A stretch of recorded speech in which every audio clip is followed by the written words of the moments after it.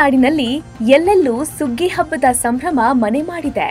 ಅದರಲ್ಲೂ ಸೋಮವಾರಪೇಟೆ ಸಮೀಪದ ತೋಳೂರು ಶೆಟ್ಟಳ್ಳಿ ಗ್ರಾಮದಲ್ಲಿ ಶ್ರೀ ಸಬ್ಬಮ್ಮ ದೇವಿಯ ಸುಗ್ಗಿ ಉತ್ಸವ ಸಾವಿರಾರು ಭಕ್ತಾದಿಗಳ ಸಮ್ಮುಖದಲ್ಲಿ ವಿಜೃಂಭಣೆಯಿಂದ ನೆರವೇರಿತು.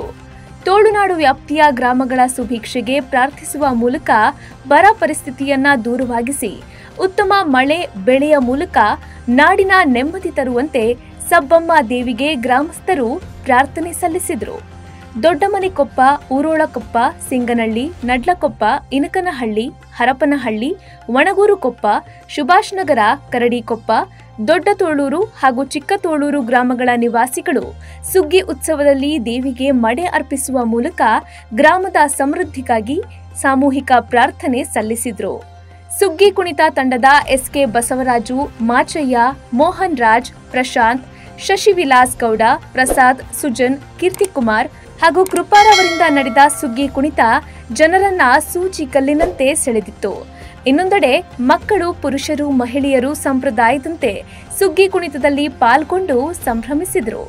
ಉತ್ಸವ ಮೂರ್ತಿಯನ್ನ ಅಡ್ಡ ಪಲ್ಲಕ್ಕಿಯಲ್ಲಿ ಕೊಳ್ಳಿರಿಸಿ ಸುಗ್ಗಿ ಕಟ್ಟೆಯ ಮುಖ್ಯ ರಂಗಕ್ಕೆ ಪ್ರದಕ್ಷಿಣೆ ಹಾಕಲಾಯಿತು. ಹರಕೆ ಕಟ್ಟಿಕೊಂಡಿದ್ದ ಭಕ್ತರು ಈಡುಗಾಯಿ ಸೇವೆ ಅರ್ಪಿಸಿದ್ರು. ಗ್ರಾಮೀಣ ಭಾಗಗಳಲ್ಲಿ ಈಗಲೂ ಕೂಡ ಸುಗ್ಗಿ ಉತ್ಸವಗಳನ್ನ ಆಚರಿಸಿಕೊಂಡು ಬರ್ತಿದ್ದು, ಗ್ರಾಮದ ನಿವಾಸಿಗಳು ತಮ್ಮ ಇಷ್ಟಾರ್ಥಗಳು ನೆರವೇರಲಿ ಅಂತ ದೇವರಲ್ಲಿ ಪ್ರಾರ್ಥಿಸಿದ್ರು.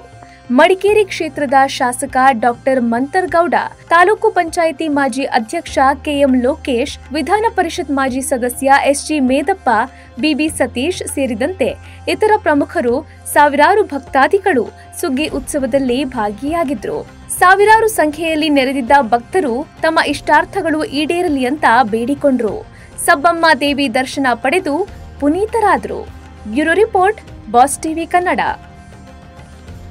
ಲೇಟೆಸ್ಟ್ ಹಾಗೂ ಇಂಟ್ರೆಸ್ಟಿಂಗ್ ಸುದ್ದಿಗಳಿಗಾಗಿ ಬಾಸ್ ಟಿವಿ ಕನ್ನಡ ಚಾನೆಲ್ನ ಸಬ್ಸ್ಕ್ರೈಬ್ ಮಾಡಿ. ಹಾಗೆಯೇ ಬೆಲ್ ಐಕಾನ್ ಪ್ರೆಸ್ ಮಾಡಿ. ಇದರ ಜೊತೆಗೆ ಫೇಸ್ಬುಕ್, ಇನ್ಸ್ಟಾಗ್ರಾಮ್, ಎಕ್ಸ್ ನಲ್ಲೂ ಮಿಸ್ ಮಾಡದೆ ಫಾಲೋ ಮಾಡಿ.